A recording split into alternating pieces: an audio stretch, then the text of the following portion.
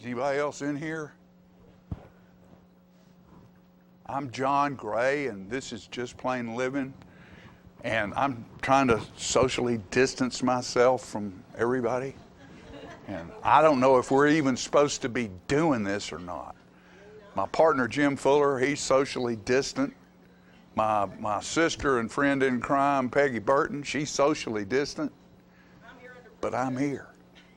You know why? I think it's important that I'm here. I think what we've done for 28 years for our audience and our sponsors and our friends around Tullahoma and the surrounding area is bring you information and fun and things that you want to hear and talk about and learn about right here. And so I heard last night Mayor Kerr Lee, or yesterday at noon, had a statement of the city where we are being home secured. That means it's sort of like being in high school and your parents catch you doing something sort of wrong, but not really, and you get grounded.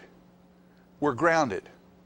And so I snuck out to come down here and help you understand about being grounded and maybe have a little fun with you. You know, we have this coronavirus problem that's going all over the world. It's not just us. It's a really weird, crazy time. You drive around, if you drive around, oh, and by the way, there's unless you're in a service-oriented business, there is a curfew that businesses are to close at 6 o'clock, and you, the citizens, are to be curfewed from 9 p.m. to 6 a.m. So, you know, it's a whole different time, and it's for our benefit. We hope everybody will participate. I'm 71 years old, so I'm a prime target with heart problems.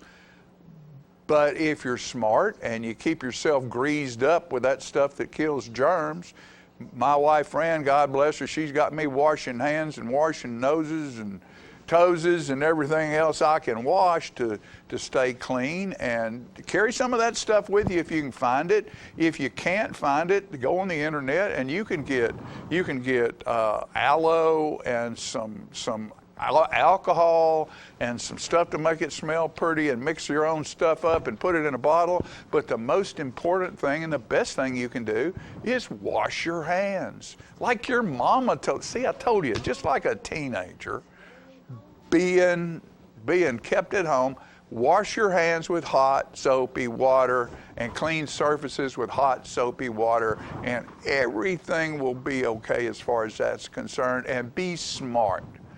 When you're out, there's nothing wrong with being out. Just don't get real close to somebody else because you don't know where they've been. You know, we think Tullahoma is a small town, and small towns aren't going to be like New York and Nashville and LA and all this stuff. But we need to remember a lot of the people who work in Tullahoma, because of Arnold Engineering Development Center and all the stuff that goes on out there, the University of Tennessee Space Institute, travel all over the world. So if any place should be careful, we should be careful. So you be careful. Now, Jimmy Fallon, if you watch Channel 4 and you watch the Tonight Show, is doing the Tonight Show from his house all week this week with his kids. It's hilarious. If you remember him doing the thank you notes, thank you for this and thank you for that. Well, I have a little thing here that maybe will make you laugh. These are job application names that if I were an employer, I would hire somebody because of it.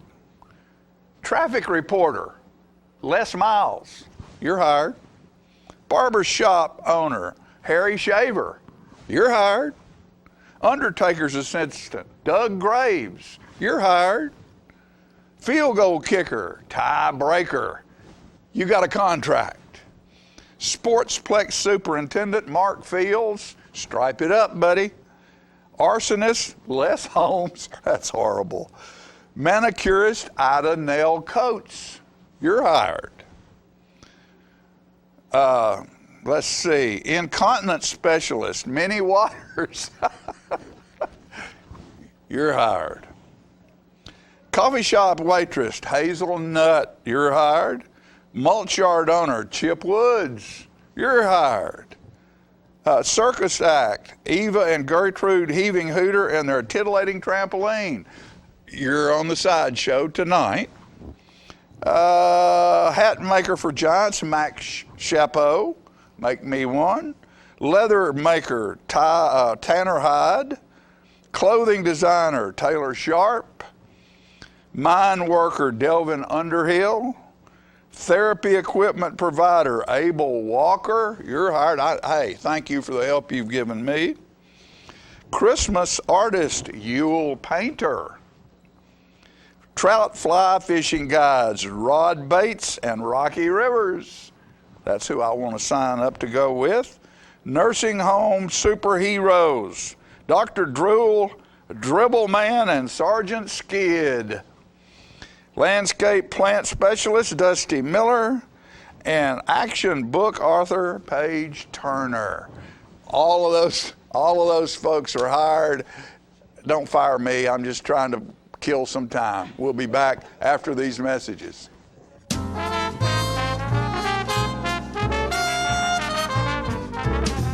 Keith Barnett here at Russell Barnett Kia in Tullahoma. Check out the 2019 fully loaded V6 Kia Sorento, up to $6,400 off original MSRP. That's Russell Barnett Kia in Tullahoma, home of the lifetime powertrain warranty. And remember, why buy anywhere else?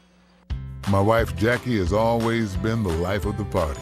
But things changed when she couldn't be as active anymore. They told me I needed a double knee replacement. It's not as big a deal as it used to be, but she still needed to go to rehab. I was amazed at how good the therapists were at Life Care. They took really good care of me. They took excellent care of her. And now she's back doing the things she loves, and that makes everyone happy. Life Care Center of Tullahoma wants you to get active and live well.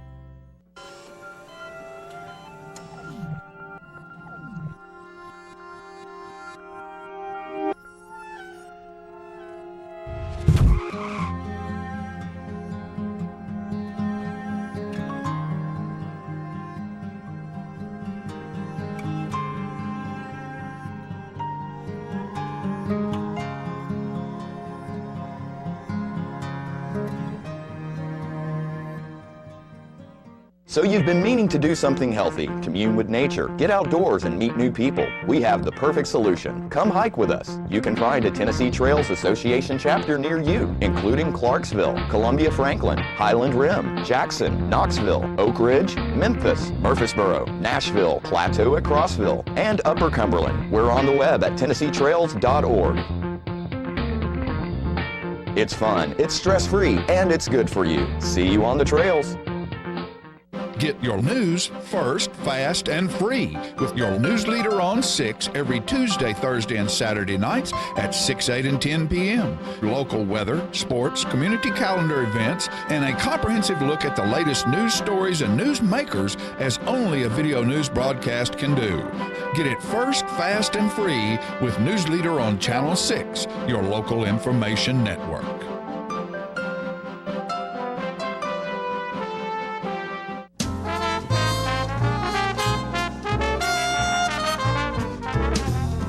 All right, folks, we're back, and what we're going to do is we're going to fly all the way to Manchester because nobody's supposed to be traveling this far, but so we flew over there and teleported Bonnie Gamble in from Manchester Parks and Rec. Hi, Bonnie. Hi, nice How to be here. are you? Good, good. Give us the status of your facilities and what all's going on during this social distancing time.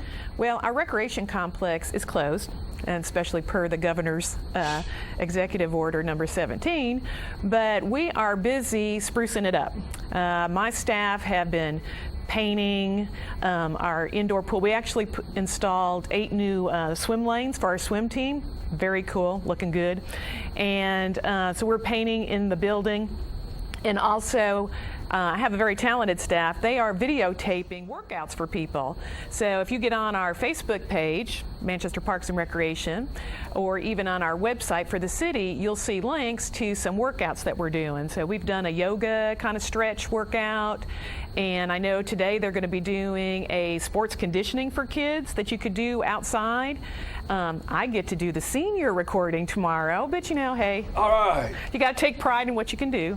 So, Well, that to me is very, very forward acting, because I saw something on the television the other day of a thing called the Mirror. Mm-hmm. And you have this Peloton, people ride the Peloton and they look at the screen, and the Peloton chick or the Peloton guy is spurring them Sure. on. Well, there's a thing now called the Mirror that you set up like a door, like a mirror on the back of your door, and it projects someone leading you through a workout. do they yell at you? Yeah. Oh, that's right. Well, or whatever they do, they talk to you. They But motivate they you. That's Motivate it. you. They motivate you. So you're ahead of national marketing here. Well, I don't know, but we really care about the people that come to our facility, and we miss them, they miss us. So this is our opportunity to stay connected with them and hope that we can give them something positive to do at home. I know, especially with children at home, it's like, oh my gosh, my 2,000 square foot house is feeling a lot smaller lately. Small, yeah. So, Well, I think that churches are doing a lot of this. They're having video streaming church services. I think that there will be a lot of people, older people, after this is over with, this crisis we're in, who will have learned a whole lot about social media and the You're true. technology of the times. You're true. And so this will be things that you'll probably, even when this is over, will continue to do for homebound folks and that's people true. who, That's a good point, because there need are many that. homebound people, or even say an assisted living could be Can't get there streaming it. today. Could be streaming it for their residents. But our parks are open. We want you to come. We want you to act responsibly, obviously, and keep that 6-foot distance. But our greenway, we have a lot of people using it because mental and emotional health is as important as physical health, and they're all interconnected. And I know for myself, if I don't get that opportunity to go outside and enjoy nature, I just feel blue. I feel, closed in. So our restrooms will close at 4:30 every day, but our parks are open. So we do encourage people, you can come, bring your kids. They can use the playground, use your own safety kind of situation. Bring your Clorox wipes or whatever you want after they get done with the playground or before. But, we can't just be total hermits, and I think at this point. Oh, heavens no. And we're in a brown period right now, which usually takes place from December to about mid-March or 1st of April. And, you just kind of feel down because everything's brown and you don't see the sun and it's been wet. Hopefully, they say after this rain that's coming through today, we're going to have some nice weather. It will be really pretty tomorrow and the sun will be out. And, just because there's not a trail or a sidewalk or a pathway across a beautiful piece of green grass doesn't mean your kids can't get out there and run on that green grass and enjoy that space. There's plenty of space for people to be safe. And we were just sort of proud. We had gotten a forestry grant last year, and we planted, I don't know, it's probably 100 and some odd trees. A lot of it along our greenway. And those cherry trees, I was kidding somebody, we're going to be like Washington, D.C. here in a couple years. Our cherry trees are blooming. And we have so many beautiful. different, and they're small, but they're blooming. And so it's cool to be able to walk along the river and take an opportunity. But I just went to Short Springs Sunday. Great resource between Manchester and Tullahoma that you can walk, nice trails, and you can keep that distance. You're not going to be on top of people. Right. So do encourage people to be active. And one thing, talking about the trees, one thing I think small towns do sometimes is, we have a lot of good meaning people. We're very fortunate to live in an area where everybody seems to care about each other and try to do good things. But what happens is we decide we're going to do a jonquil plant.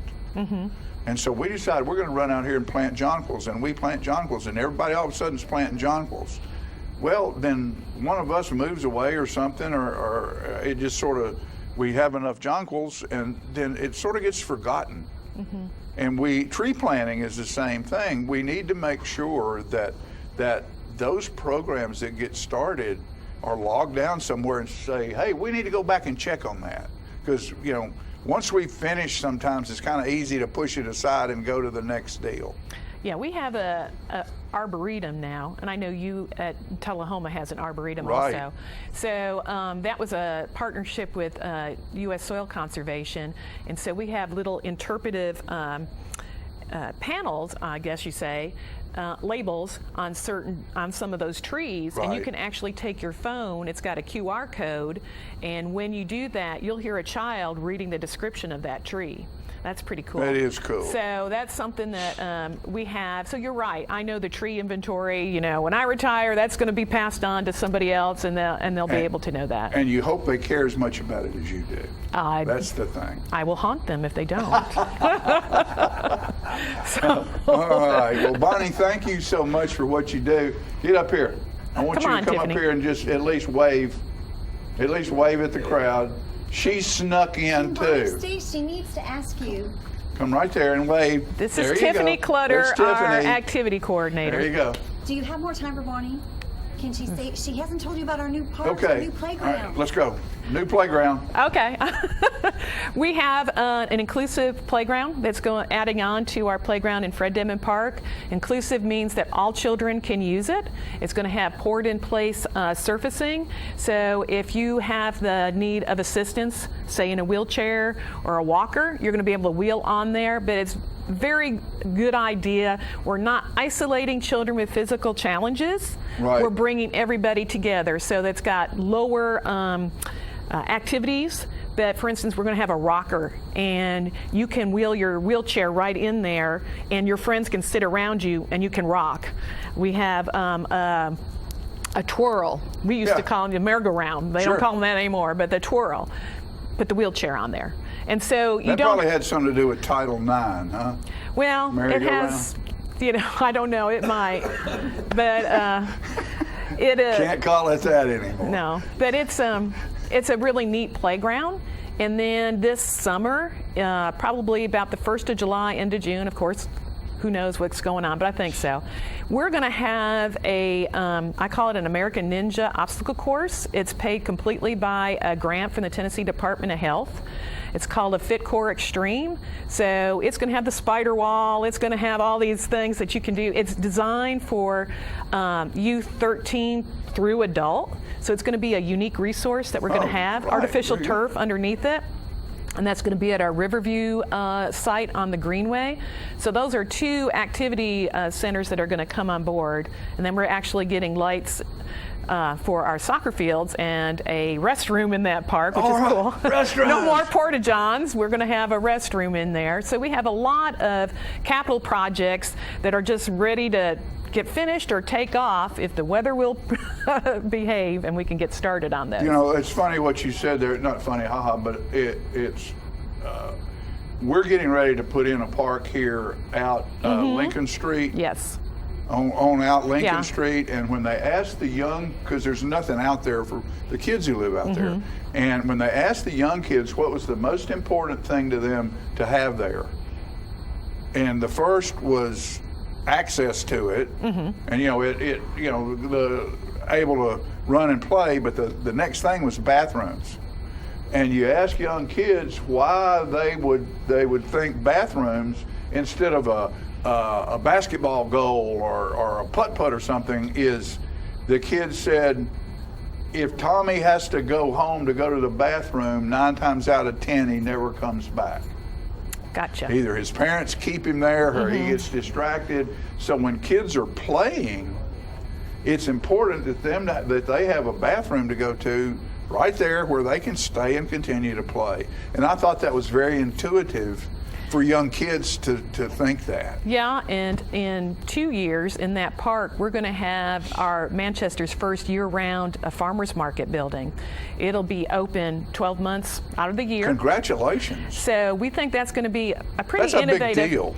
It'll be nice because we have a community garden in that park. We also have a teaching kitchen. Yeah. But just think, you can drop your child off for, say, soccer or whatever and go to the farmer's market. It's right there. You don't have to wait for Saturday morning at 6 a.m. to 9 a.m. You'll be able to stop off of work and be able to go in there. I'm not saying it's going to be open 7 days a week, but it will be open Or that you can year-round. find everything you're looking for when you go. Well, farmers market's what's available, Right, yeah. there. Yeah. But you'll have that opportunity, so we're sort of excited that that's going to be in one of our parks. All right, Bonnie Gamble. Thank you. Oh, let's see. There you go. Thanks for being here to keep me from being like the Maytag repairman, the loneliest guy in town. Oh, that was a spot. I'll send you all a bill on that. We'll be right back after these commercials.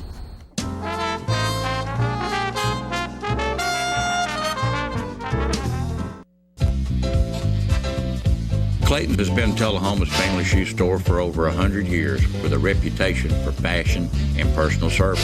And the tradition continues today. Stop by Clayton and see our large selection of fine shoes. We're gonna fit your style.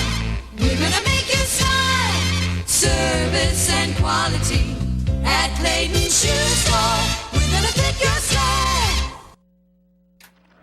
Ah, the glory days. Running to daylight on the gridiron and chasing a ball with a mind of its own. Cheering the team to victory and marching to the beat of your own drum. Memories that last a lifetime. But sometimes we're reminded of our glory days in ways we'd rather forget.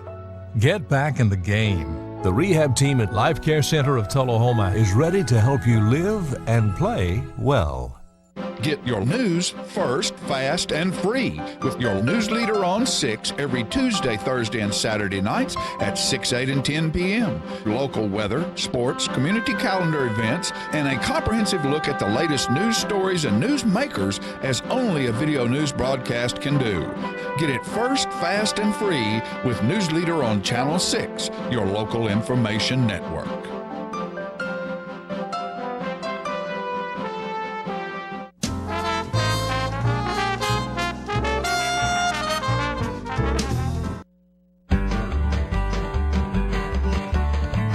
Talking history about this and that.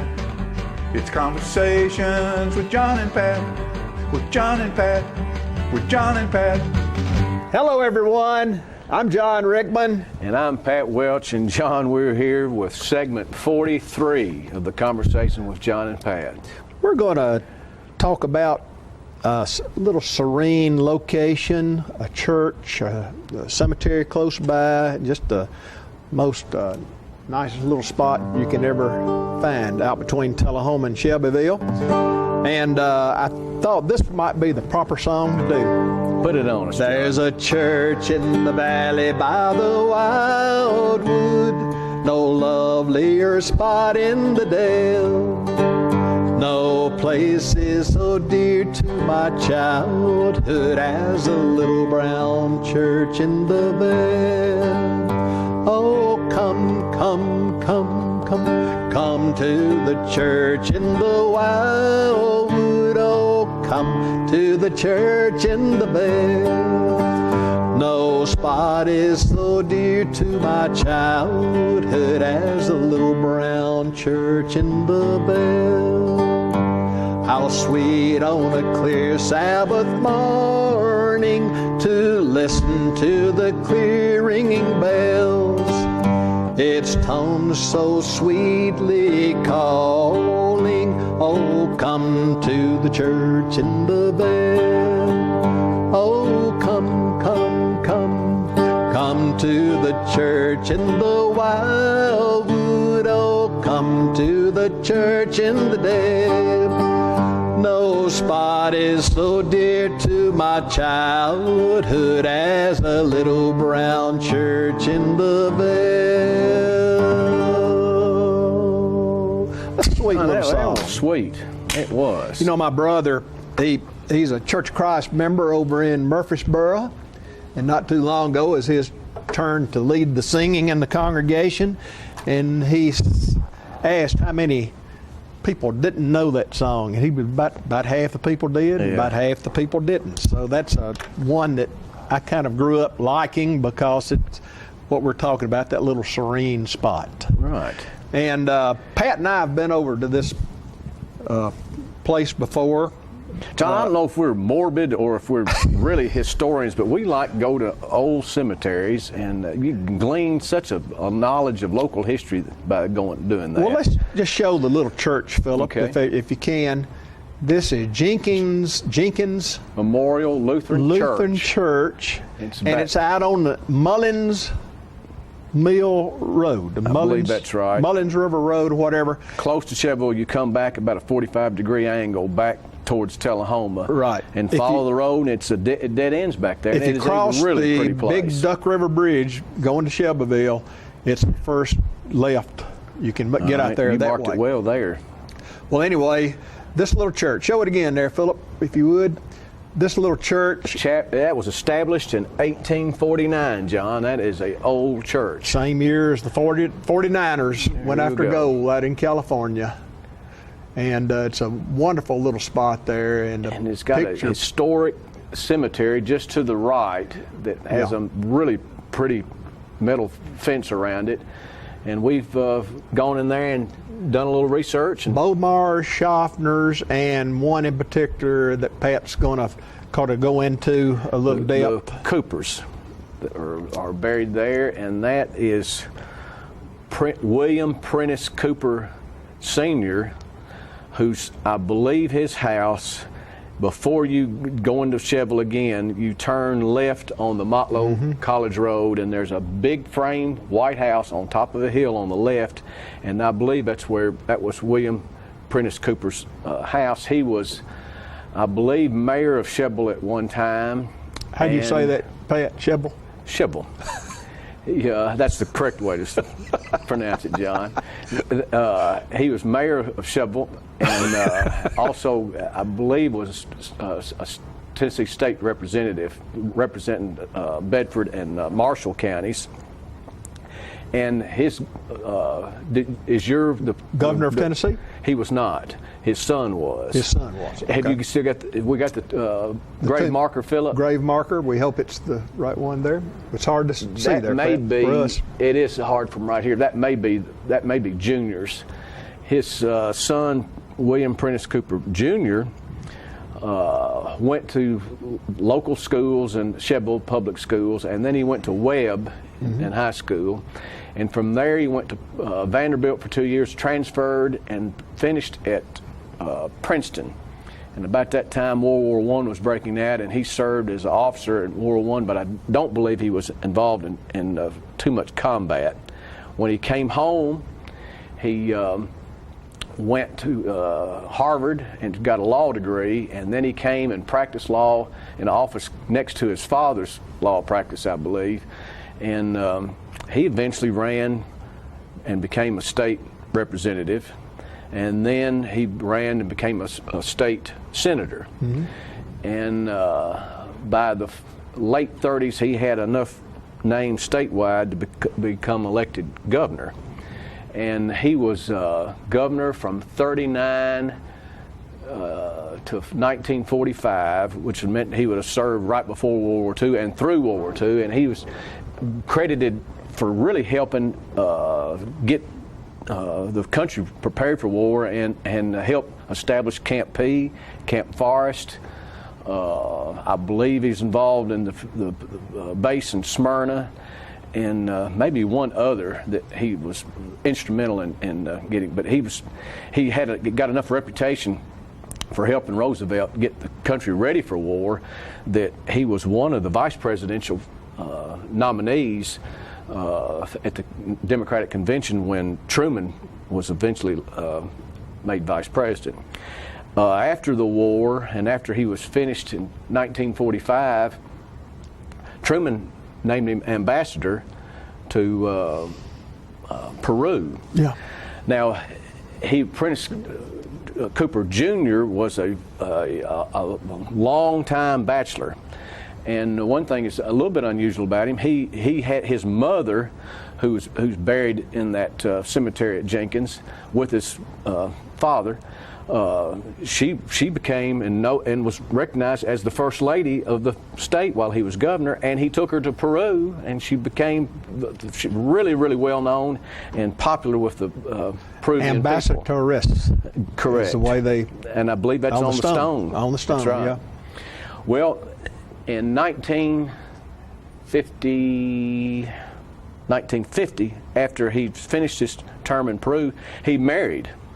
And he married a girl from Johnson City, and her name, his mother's name, was Albertine Schaffner. She was a Schaffner Cooper, and his wife's name was Hortense Powell. And she was from Johnson City and quite a bit younger than he was.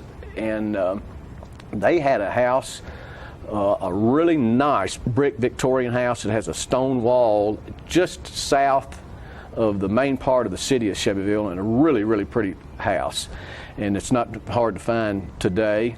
And she's still alive. But though she's not in the house now, she's in a nursing facility, I believe, in Nashville. And they had 3 sons. The middle son is Jim Cooper, who's been he's been in politics a U.S. long time. representative for a long, long time. First, he represented, I believe, our area, and then he moved to Nashville and was elected to serve the people there. And to go into that cemetery and not know much about it is really interesting to find those people there, and you have to. The first time I went, I couldn't make the ages match up to how she was first lady. And I didn't. But she's his mother, Prentice Cooper Jr.'s mother, was served as first lady to her son, and also as ambassadoress, as you said. That road by the church led out to other roads, but it stops there now. It seems like there's a farm there. There's a farm. There's a lot of land back there, and there's a really pretty house back there in the back. And evidently, whoever bought that house has bought all that land. That's right. And they've now closed it off. River's close by. It's a beautiful spot. It's a beautiful spot. And it's about time for us to stop our little. Probably so. But we wasn't segment 43 a good one? I believe it was. It was. And it wasn't just because, John, it wasn't you didn't author that song. No, I didn't. Sadly, I didn't. But your song, your songs have been great, John. But that was the Church in the Wildwood is a pretty song. It's nice. That closes out segment 43. Thank you, and we hope to be back. Talking history about this and that. It's conversations with John and Pat. With John and Pat. With John and Pat.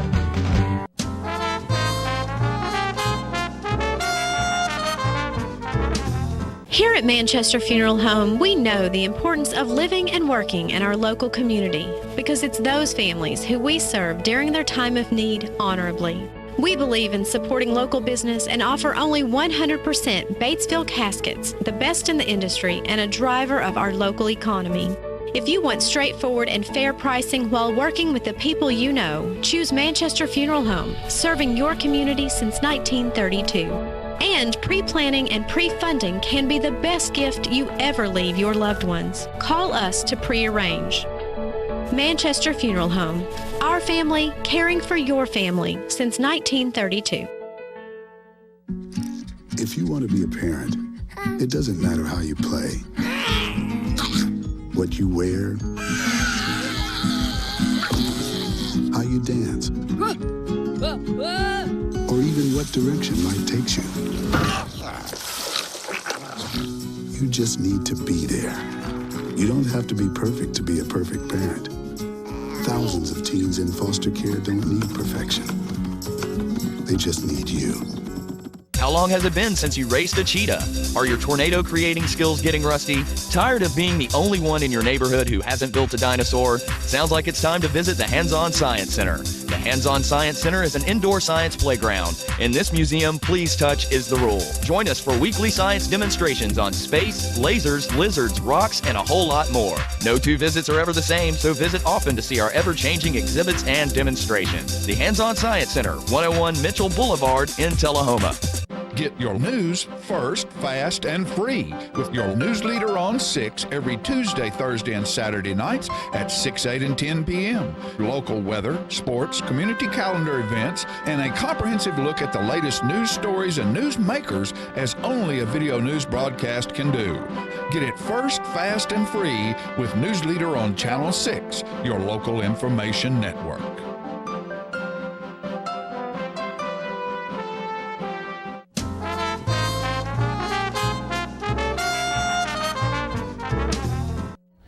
All right, I'm back, and guess what? There's this guy that's sitting over next to me, 6 feet away, that snuck in here. I don't even know if they know he's out. But, you know, he has a way of being out, and he's sharp enough to stay out and not get caught because it's Lee Deckelman, and Lee is here to talk about Yoga Strong. Yes, sir. So what we got, the latest thing that we got to talk about is on the World Down Syndrome Day on Saturday, the 21st, was our first day launching the Namaste Green Beret Kids Club, which is a club exclusively for kids with special needs. And we currently have 3 kids involved at this time. And we're just getting started, and it's really exciting.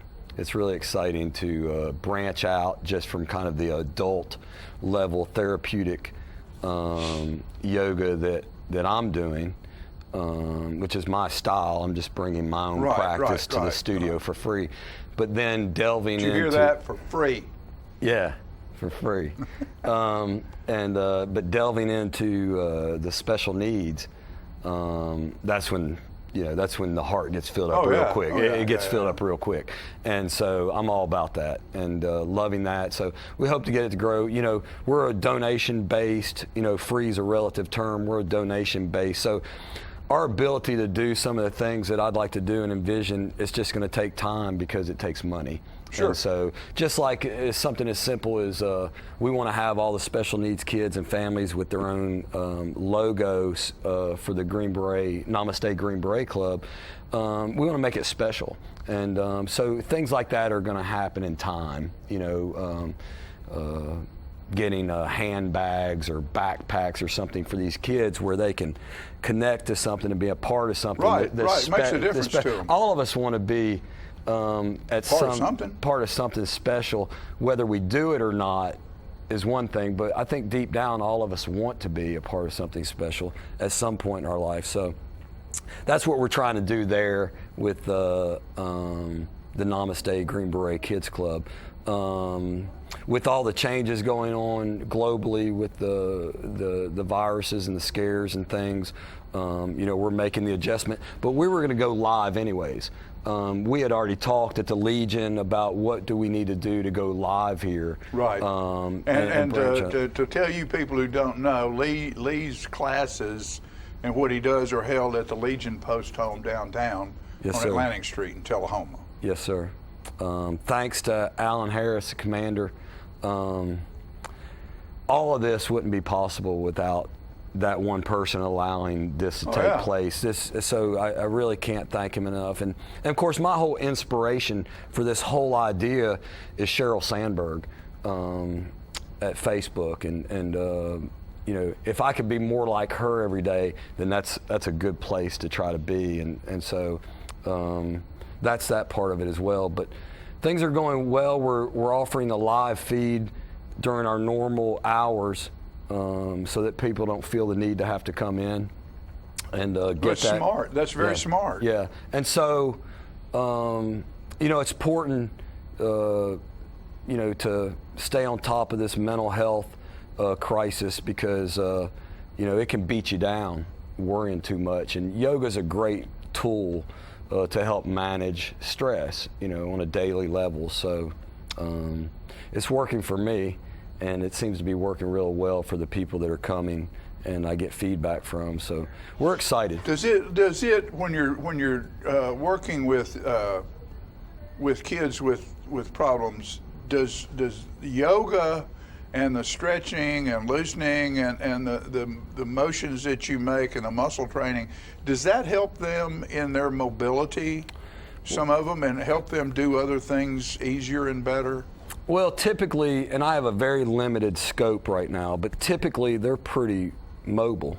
They're pretty flexible.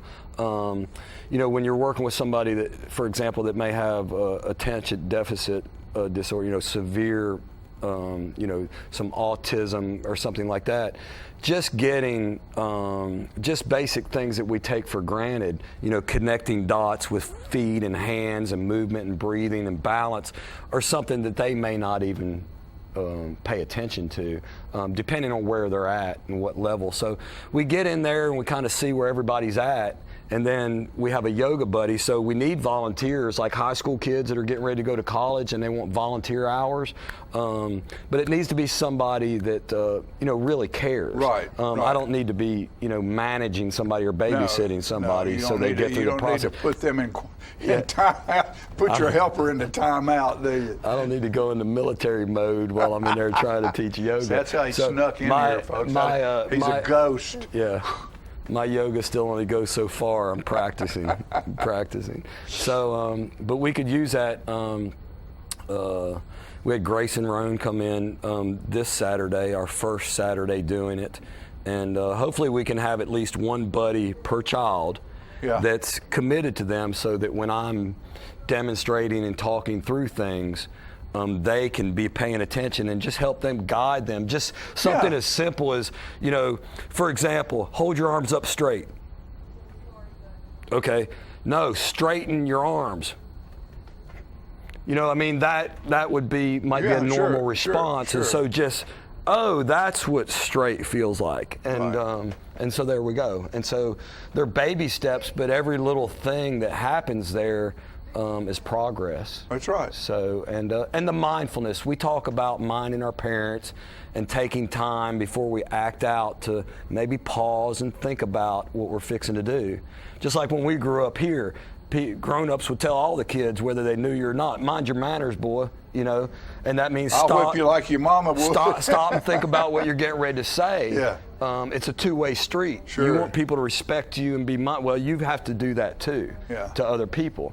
And so we're trying to do that. We're trying to put the shoe on the other foot and see that mindfulness goes both ways. Yeah. Yeah. Well, you know, Lee, thank you for what you do. Thank you for what you're doing.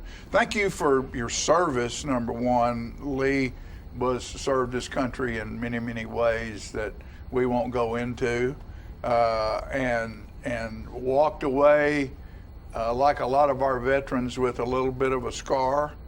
And he's found yoga to be a way to cleanse himself and help other folks who have issues to find a way through these issues. Yes, sir. through yoga. And he's sharing it with you, the public, anybody who needs help, at the American Legion Hall on Atlantic Street or downtown.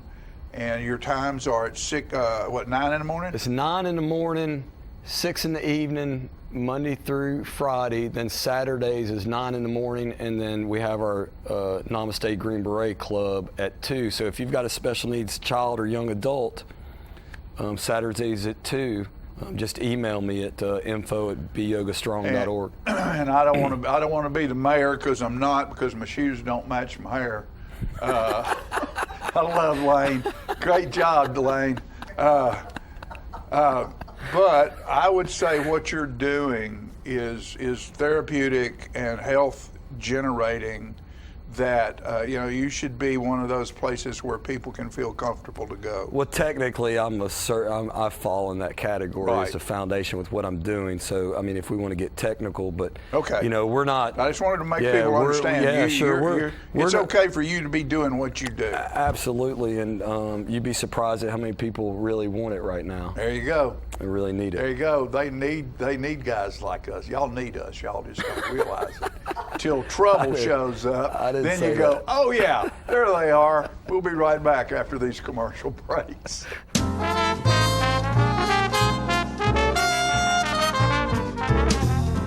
Partners for Healing provides medical care to the working uninsured of Coffee, Franklin, and Moore counties. We are in Tullahoma from 8 to 5, Monday through Thursdays, and in Manchester on Fridays from 8 to 12. We provide primary medical care and offer an in-house disease management program. My name is Rosie Mitchell, and I would just like to say I am blessed to have partners in my life. Please call 455-5014 for more information. Thank you for being one of our Partners for Healing. Hello, this is Janie Price. When my husband Ray Price would tour across the country, his favorite place to dine was Cracker Barrel Old Country Store locations. His favorite thing to order was the Uncle Herschel. And the beauty of it all is forever, you'll be holding me to. I miss Ray dearly, and I'm so proud that his last album, Beauty Is, The Final Sessions, is available at his favorite restaurant. A love affair to remember. The project includes a duet with Martina McBride and harmony vocals from Vince Gill. Ray believed this to be the best recording he had ever made. Oh, I wish I was 18 again. I think you'll agree when you pick up your copy of Beauty Is, The Final Sessions at a Cracker Barrel Old Country Store location near you or at crackerbarrel.com.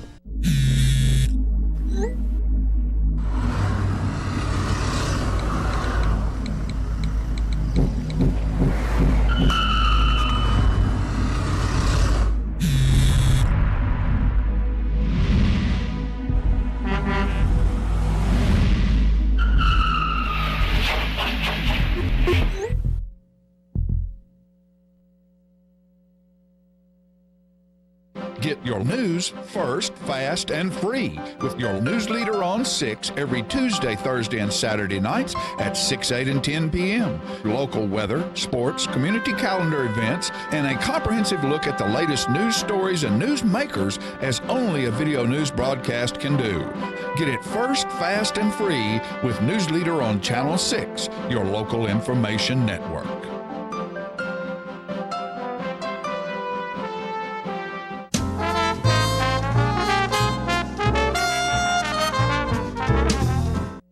All right, I'm back.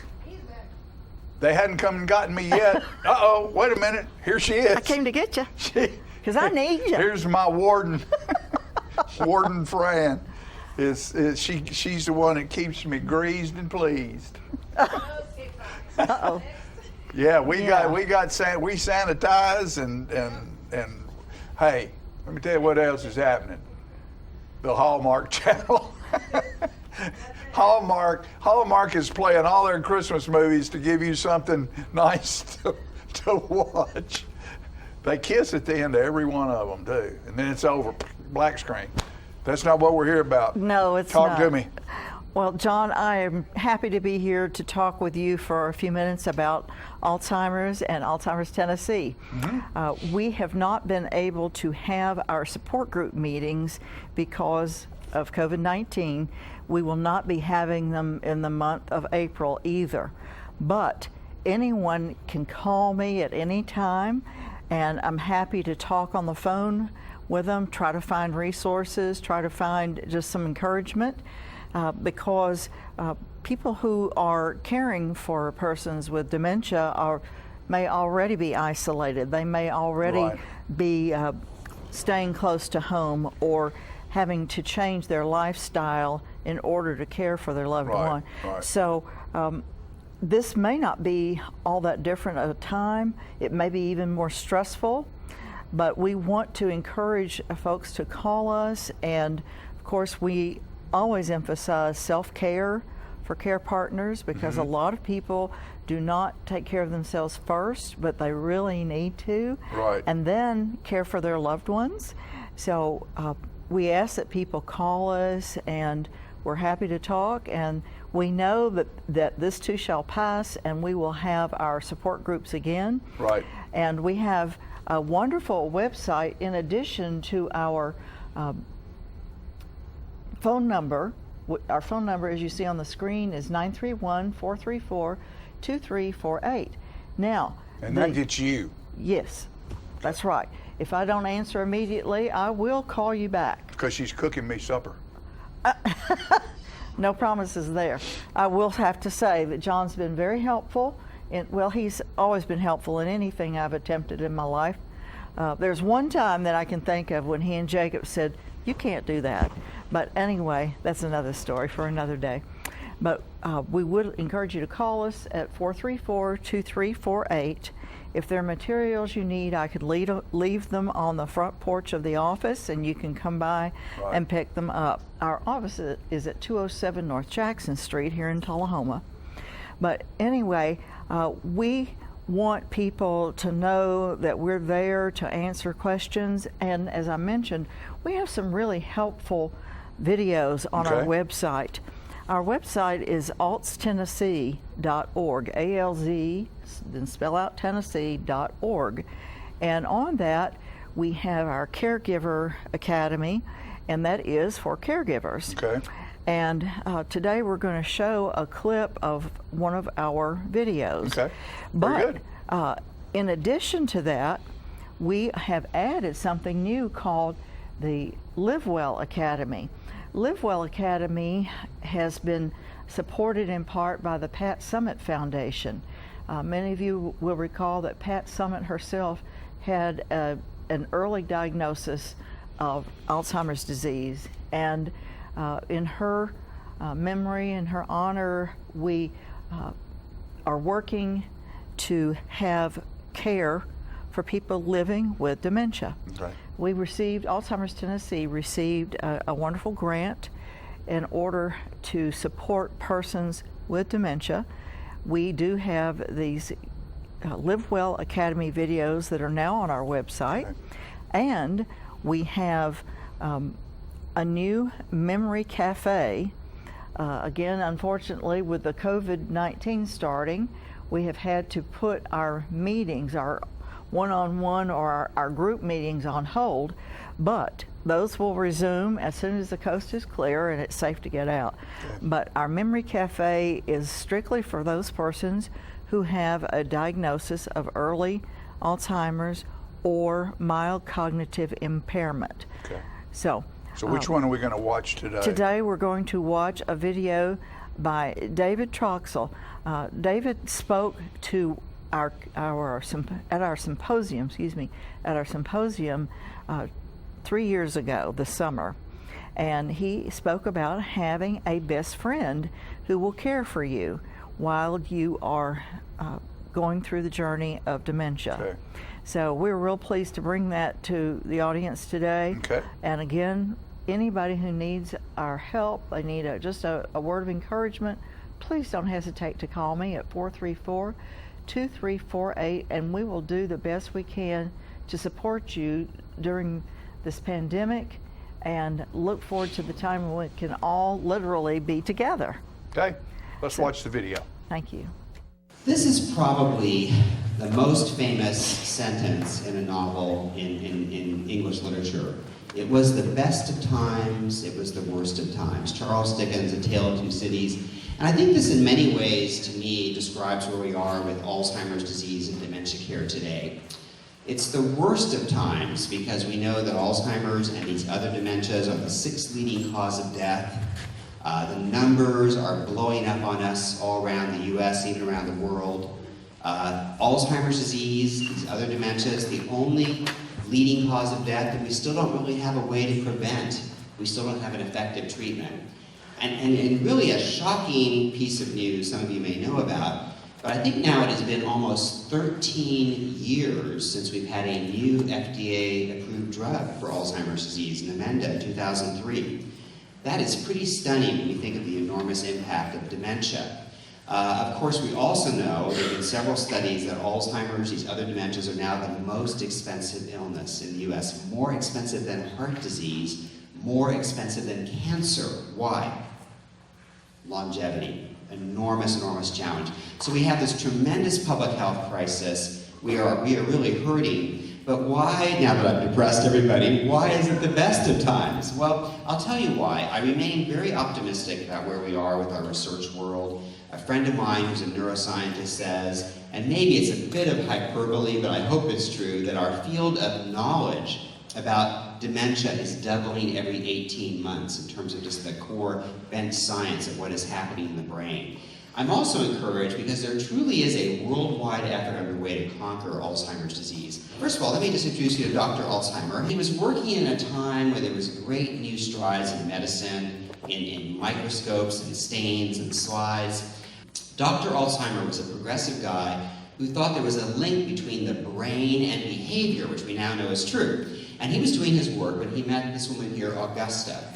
And in an odd twist of fate, she was only 51, the first person being described as having Alzheimer's disease, so you're not the first person to ever have it.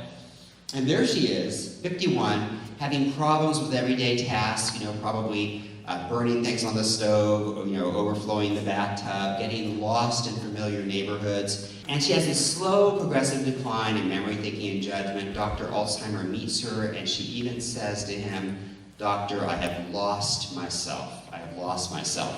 Everybody's journey is a bit different.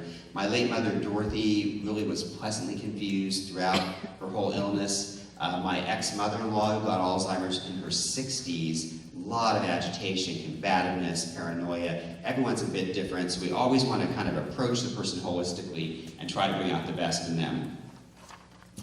Now, I like this slide here of a PET scan that looks at how the brain, in fact, uses glucose, or sugar, broadly speaking.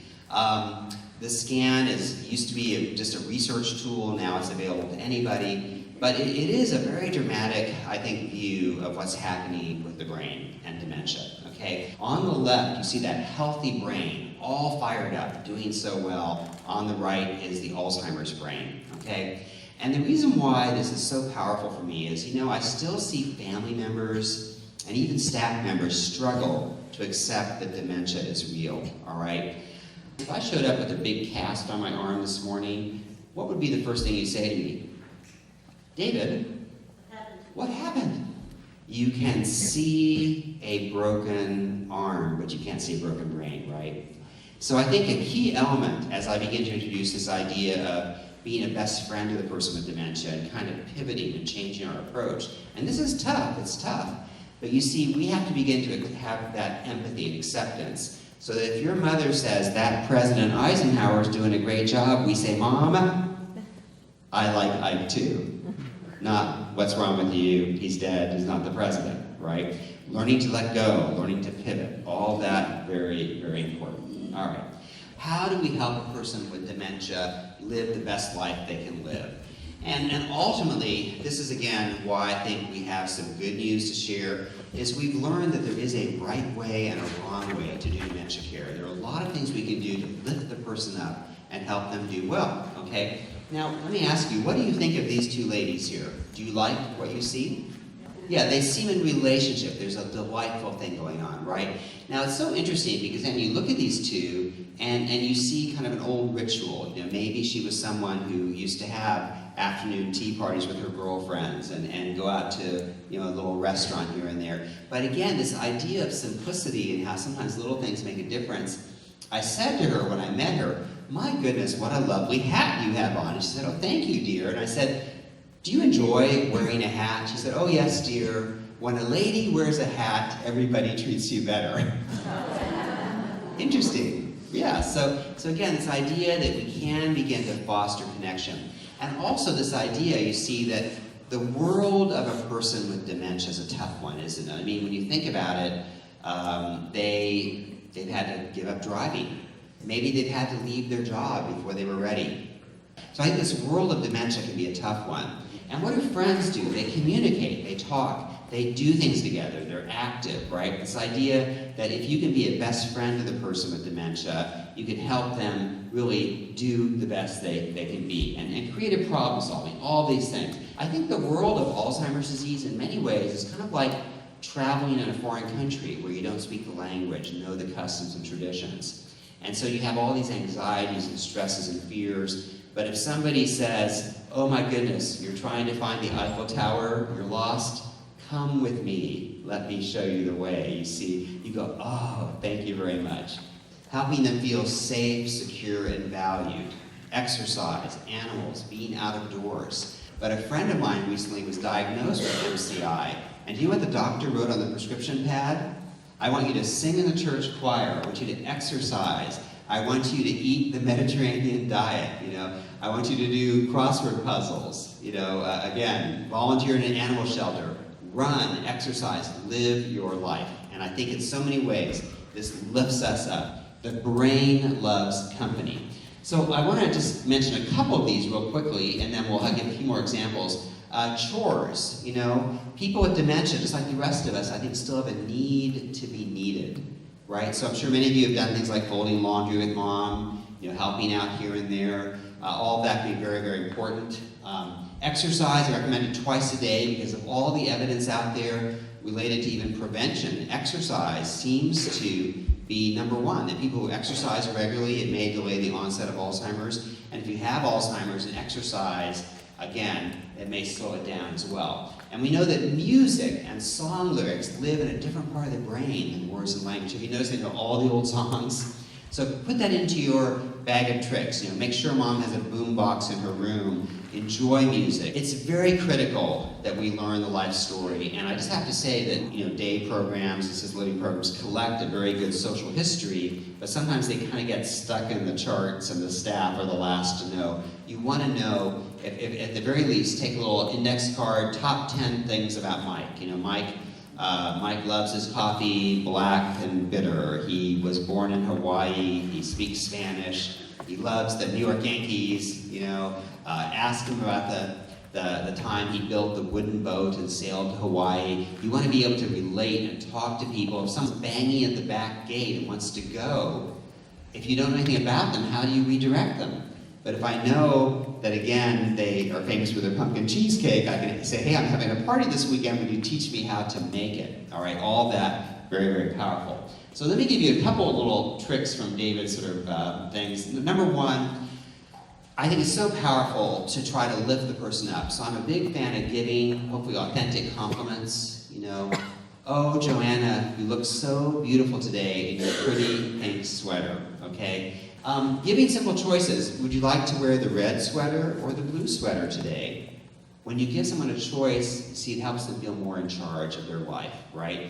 Now, again, this idea of contemporary dementia care, we want to do with, not for. We want to be a care partner. We want to have them work at their best. One of my all-time favorites is asking opinions. When my mom was in memory care, I would bring in 5 dress shirts, 5 neckties, and say, Mom, I'm so bad at this. Would you help me put my wardrobe together for the week? And we would look at the shirts and ties. I'd deliberately bring some that were a little bit odd, and we'd look at this and look at that. And how did that make her feel?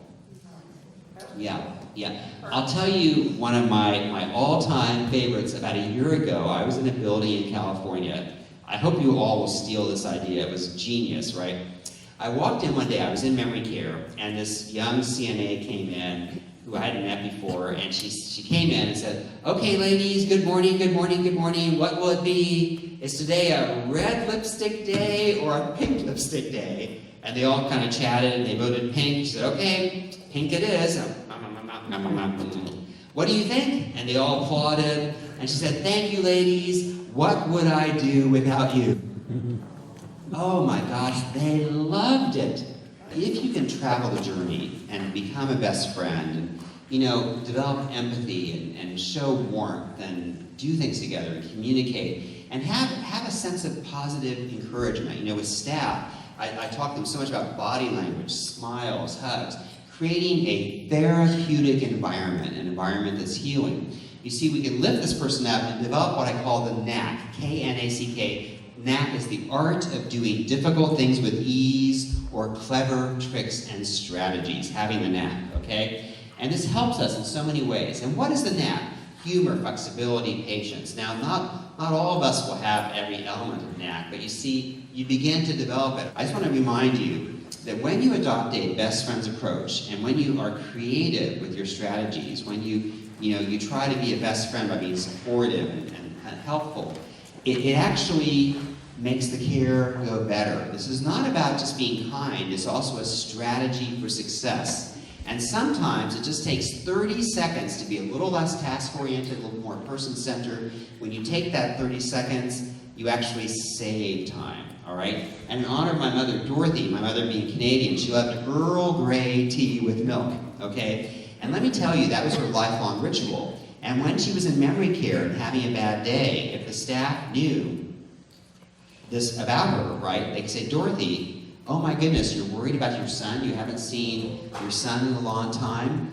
How about I pour you a nice cup of Earl Grey tea with milk just the way you like it, and we'll talk, right? And you see, that again calmed her, it made her feel known, made her feel connected. A very famous leader in the field for many years, Tom Kidwood, who kind of coined the phrase person-centered care, he always had this lovely phrase that caregivers are physicians of the human spirit. So I'm giving you all honorary doctorates today, okay? And my dear friend Nori Graham, who was the founder of the British Alzheimer's Society, she also says, you know, dementia care, maybe it isn't that hard after all. I think it's all about informed love. Thank you very much for letting me kick off the morning.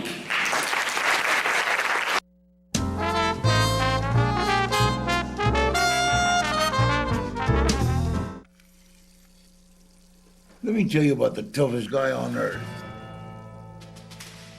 He does the work of 2 jobs, but only gets paid for one. He's tough enough to feed the man that gave him a lifetime of nourishment. He has the crazy strength to lift the man that raised him up without even flinching. That's right, no employee of the month bonus check here. This guy, no, this warrior, will always be by his father's side, even if his dad will hardly remember.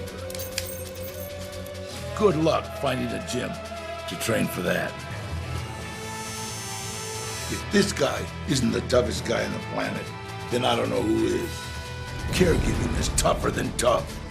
Find the care guides you need at aarp.org/caregiving. Is this the year you want to get fit? If so, check out just some of the things Tullahoma Parks and Rec has to offer. Kickboxing, aerobics, silver sneakers workouts, swim lessons, boot camp, water aerobics, basketball, Zumba, yoga, pickleball, lap swimming, treadmill, karate. Get fit, Tullahoma, and have some fun with Tullahoma Parks and Rec. When your family suffers the loss of a loved one, the caring and compassionate staff at Tullahoma Funeral Home and Coffee County Funeral Chapel are standing by to assist you in every way possible. We are proud to support local industry and offer only Batesville caskets. Many funeral homes don't own or operate a crematory. We utilize the only crematory in Coffee County. Your loved one never leaves Coffee County. We can accommodate any need and any budget. Consider our complete pre-need service to remove this burden from your family during their time of grief. Lock in today's low costs and protect from inflation. Tullahoma Funeral Home and Coffee County Funeral Chapel. Our family caring for your family. Get your news first, fast, and free with your news leader on 6 every Tuesday, Thursday, and Saturday nights at 6, 8, and 10 p.m. Local weather, sports, community calendar events, and a comprehensive look at the latest news stories and news makers as only a video news broadcast can do. Get it first, fast, and free with News Leader on Channel 6, your local information network.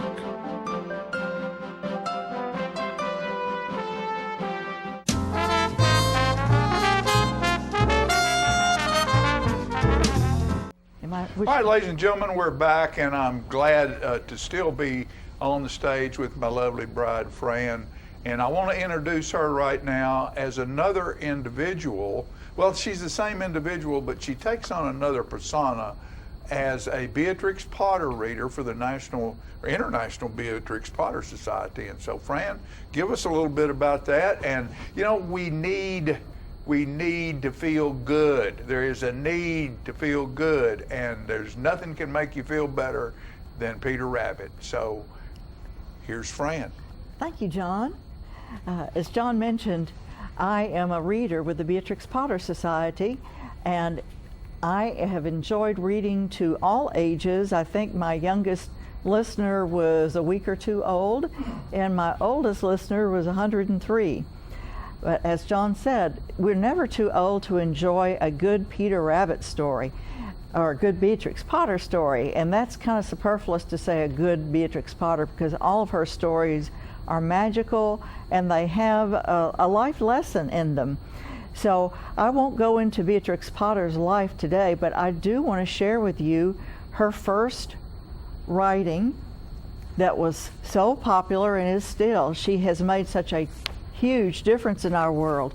So I'm going to read The Tale of Peter Rabbit, and this came about, I will mention this because it's important.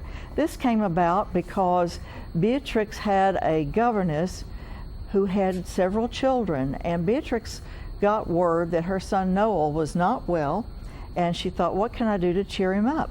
Well, that's a good story, a good question for these days where we are experiencing. What can we do to cheer each other up?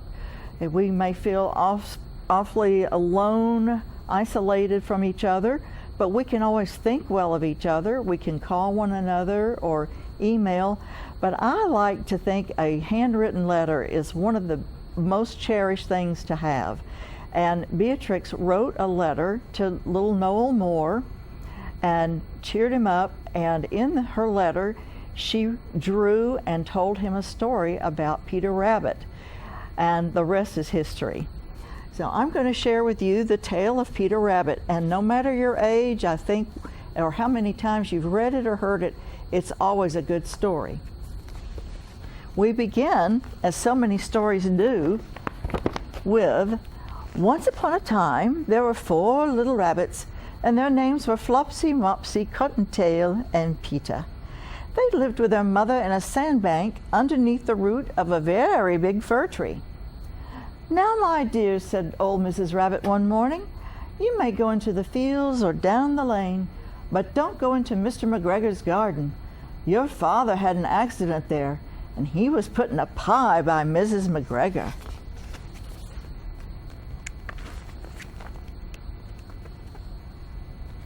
Now, if I can turn this page, we'll get on with the story. Here we are. Now run along and don't get into mischief. I'm going out. Then old Mrs. Rabbit took a basket and her umbrella and went through the wood to the baker's. She bought a loaf of brown bread and 5 currant buns. You see, Mrs. Rabbit, you know, she was a smart shopper even in her day. She took a basket with her. Just think, if we all carried baskets, we wouldn't have all that plastic to blow around our world or to be thrown away and put in the landfill. Well, Flopsy, Mopsy, and Cottontail, who were good little bunnies, went down the lane to gather blackberries. But Peter, who was very naughty, ran straight away to Mr. McGregor's garden and squeezed under the gate. I couldn't squeeze under a gate if my life counted on it, could you? First he ate some lettuces and some French beans, and then he ate some radishes. Sounds like he's doing a lot of healthy eating, but too much. And then, feeling rather sick, he went to look for some parsley. But round the end of a cucumber frame, whom should he meet but Mr. McGregor? Mr. McGregor was on his hands and knees planting out young cabbages. But he jumped up and ran after Peter, waving a rake and calling out, "Stop, thief! Stop!"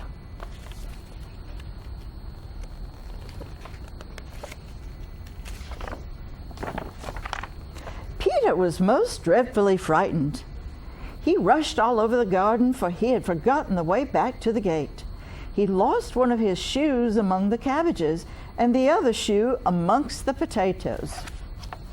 After losing them, he ran on 4 legs and went faster, so that I think he might have got away altogether if he had not unfortunately run into a gooseberry net and got caught by the large buttons on his jacket. It was a blue jacket with brass buttons, quite new. When I read to children, I often say, have you ever spoiled your clothes, gotten them dirty or torn? Most of us would have to say, yes, I did. Peter gave himself up for lost and shed big tears. But his sobs were overheard by some friendly sparrows, who flew to him in great excitement and implored him to exert himself. Mr. McGregor came up with a sieve, which he intended to pop upon the top of Peter, but Peter wriggled out just in time, leaving his jacket behind him, and rushed into the tool shed and jumped into a can. It would have been a beautiful thing to hide in if it had not had so much water in it. Mr. McGregor was quite sure that Peter was somewhere in the tool shed, perhaps hidden underneath a flower pot. He began to turn them over carefully, looking under each. Presently, Peter sneezed. Achoo! Mr. McGregor was after him in no time.